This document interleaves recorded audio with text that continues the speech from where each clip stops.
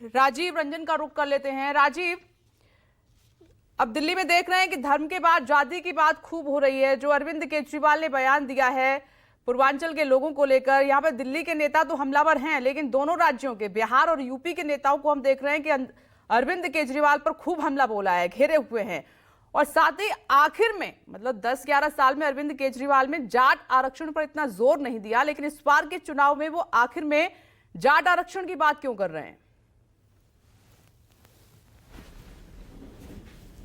मैं ये कह रहा था कि दिल्ली के विधानसभा सीटों में अगर आप बाहरी दिल्ली से, दिल्ली में जब भी आप इंटर करेंगे तो जो भी इलाका पड़ता है वो ज्यादातर जाट डोमिनेंस वाला इलाका है। अगर उत्तर प्रदेश से भी जाएं तो गुर्जर और जाट बेल्ट ही इसमें ज्यादा है। बाहरी दिल्ली में 8 सीटें करीब करीब उनके डोमिनेंस की हैं, जिसमें 5 आम आदमी पार्टी जीती पिछली बार, 3 बीजेपी का रहा। और पिछले 10 सालों में कैलाश गहलोत को पार्टी ने अपना जाट चेहरा बनाया था। चुनाव से ठीक पहले कैलाश गहलोत आम आदमी पार्टी छोड़ के चले गए।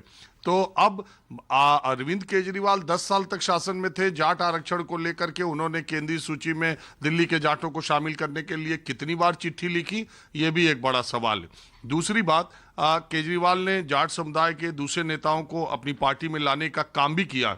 देखिए, अगर दिल्ली की जनता ने लोकसभा में केजरीवाल को, बीजेपी को पसंद किया, चाहे वो कांग्रेस से हाथ मिला के लड़े हों चाहे अकेले लड़े हों, लेकिन दिल्ली की जनता ने अब तक विधानसभाओं में केजरीवाल को अभूतपूर्व मत दिया। तो ये कहना कि जाट बेल्ट में केजरीवाल जीत गए, पूर्वांचल, वो तो सभी सीटें 67 सीटें एक बार, 62 सीटें एक बार जीत गए, तो उसमें नहीं देखना चाहिए। लेकिन इस बार जिस तरह की लड़ाई हो रही है, साहिब सिंह वर्मा बीजेपी के जाट नेता थे, चेहरा थे। हालांकि वो जाट बेल्ट से कभी नहीं लड़े, वो शहरी इलाकों से लड़े, वो बहुत बड़े नेता थे, उनकी बात ही अलग है, उनको जाट नेता के तौर पर नहीं देखा जाना चाहिए।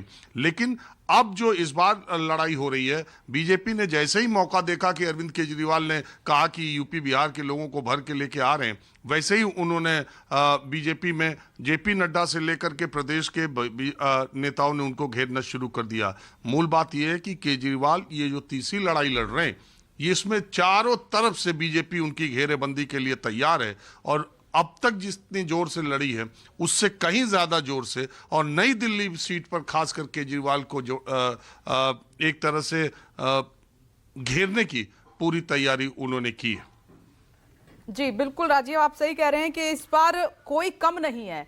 हालांकि अरविंद केजरीवाल एक कदम आगे चल रहे हैं, लेकिन उसका तुरंत बीजेपी जवाब दे रही है जोरदार तरीके से। एसएन सिंह जी, दिल्ली चुनाव में जीत के लिए आप लोग भी खूब तिकड़म बैठा रहे हैं, लेकिन जो अरविंद केजरीवाल आरोप लगा रहे हैं फर्जी वोटर्स को